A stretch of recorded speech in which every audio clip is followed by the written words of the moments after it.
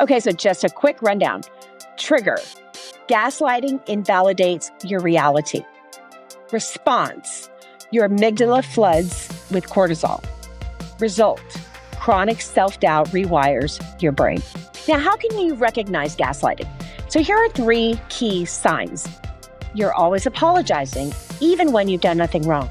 You doubt your memory, even when you're sure of what happened. You feel like nothing you say or do is ever enough. This constant tension leaves you walking on eggshells. So, quick reminder, always apologizing, doubting your memory, walking on eggshells. So now that you know the signs, let's talk about how to respond to gaslighting. So how can you counteract this awful thing? It's weaponized psychology. So here are 3 actionable steps. The first is to anchor yourself in facts. You can do this by writing down what happened immediately after a high-stress event.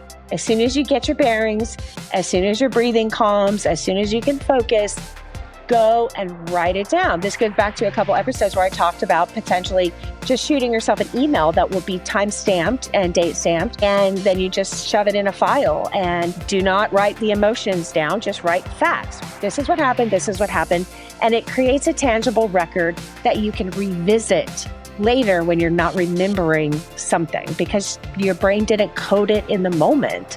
But write down as best you can, because right after something happens, some big event, and your brain finally comes back online, you can remember as much as you possibly can and get it somewhere down on paper where you can go back and look at it.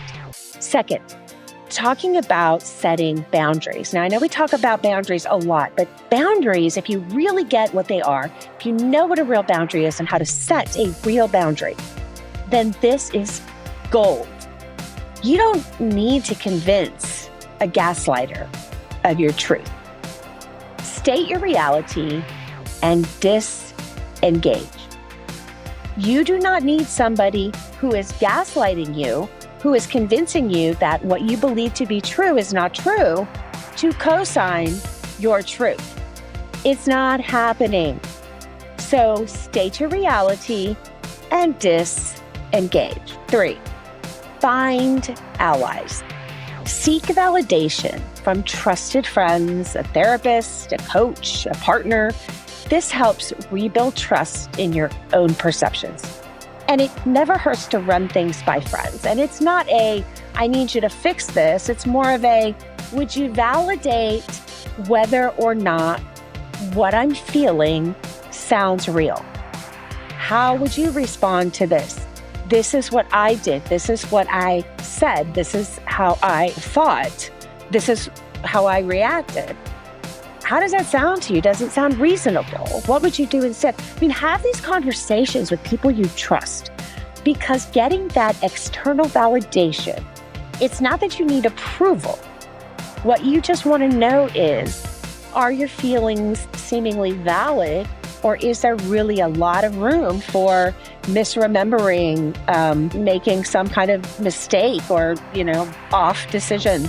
And that's okay if you did, but you need to take it to somebody else. Like I said, gaslighting feeds on silence. So talk it through with people you trust.